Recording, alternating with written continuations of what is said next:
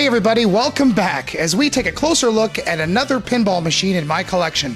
And today we're going to grab the tackle box and we're going to take a look at Fish Tales. Fish Tales is a fun game, and it's funny because I'm not a fisherman. I've done some fishing, I like fishing, but what's great about Fish Tales is that you don't have to be a fisherman to really like it, because it does such a great job with the theme that as long as you know what fishing means, you'll enjoy it, I think.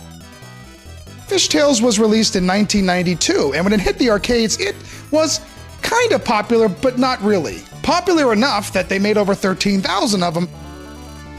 A lot of the games were sent overseas for one reason or another. I know this is mentioned a lot about Fish Tales, and so not too many of them were in America. A lot of them were sent overseas. In fact, the finished cabinet I have here was from overseas.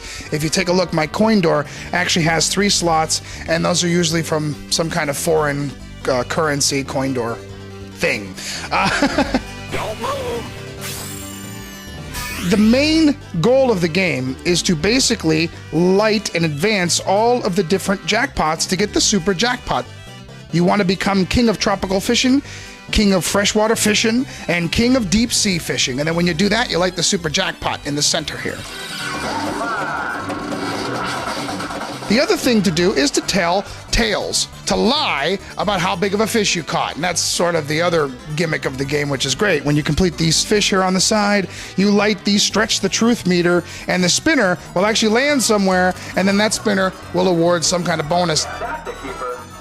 You also have a captive ball here in the center, which has a lot of captive ball awards, and eventually will send you all the way to the top. And there's a whole bunch of stuff: video mode, rock the boat, extra ball, stuff like that. And speaking of video modes, I think Fish Tales has one of the funnest video modes ever in a pinball machine, and that is shooting down some water skiers.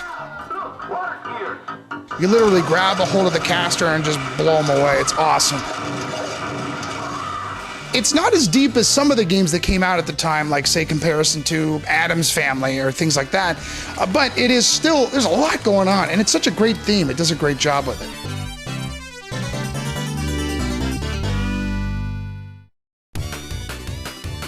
This game is actually designed by Mark Ritchie, who's actually a favorite designer of mine. He doesn't get too much mention.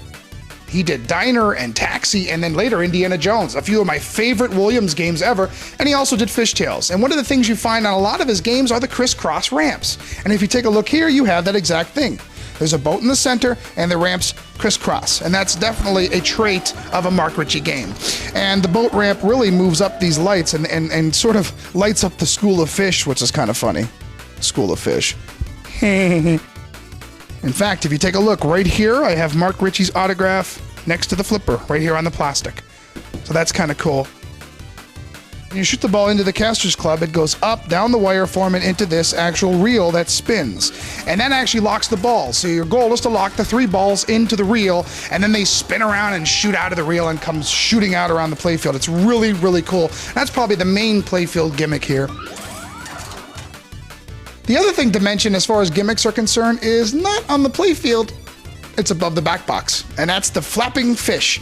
The fish actually flaps at certain parts of the game, and it's just kind of a neat little gimmick at the top, and it's really eye-catching. The other thing that's pretty cool about Fish Tales is it has a fish caster as a plunger. Instead of pulling the plunger back, you shoot it with the caster. There's not too much information on Fish Tales, but a lot of people have said that the prototype games originally came with a light-up ball caster. And if you take a look, mine actually is lit up. There was nothing done to this. This is an original caster that came with this cabinet. It does light up in the center. In fact, it's pretty worn, so it's been used for quite a while, but I haven't replaced it because I'm thinking it might be a prototype caster. Now, the other thing I think is also a prototype is, if you take a look, it has regular flippers. Now, most of you would say, well, duh. But Fish Tales actually had lightning bolt flippers. The lightning bolt flippers were just a tiny, tiny, tiny bit smaller than the regular size flippers, and the original prototype games were said to have come with regular flippers. So again, I'm not sure if I have a prototype cabinet here, but I left everything alone just in case. This is actually the second Fish Tales that I've ever owned. It needed a lot of work, it had a lot of playfield wear, but I really wanted a Fish Tales, and it was a great price. And true to form, I eventually, after a while of owning that one, I wanted to get a nicer one someday. The problem is fishtails are kind of tough to find in really nice shape, and there's a couple of problems. Number one, the cabinets are almost always really terribly faded. Because there's a real bright orange and red going on here, those tend to always be faded. Now, I'm not a person that believes a cabinet has to be perfect, but you know, I don't want one washed out to white, for goodness sakes. The other thing I had a hard time finding were play fields where there wasn't a lot of wear down here by the fish in the tackle box. That seems to be really torn up a lot, and I think it's because the ball spins around this loop and then ends up banging right there on the play field, and it wears that area a lot. What I ended up doing was combining two fishtails together to make my perfect fishtails. I also bought some NOS brand new parts and replaced the stuff up and combined the fishtails together, and now I have the fishtails I'm very happy with. There's really no cabinet fade, if maybe a tiny bit, I can't really tell. It looks great to me. There's hardly any wear here by the fish. I put some Mylar there just to be safe, and everything just really looks great on the game, and it plays perfect. The first time I ever saw fishtails was at a mall in Ohio, and I played it a lot because I had never seen it before. It was probably around the time it first came out, and I loved it then. I really enjoyed the game then. I love the bluegrass music, you know, and I love that there's not much speech in the game, but it is really funny speech. I love the ramp and loop thing going on that Mark Ritchie always has, and so I could tell I was really going to enjoy this game. And but I never saw it again, ever, until like 5 years later. I found it at a cinema not too far from here.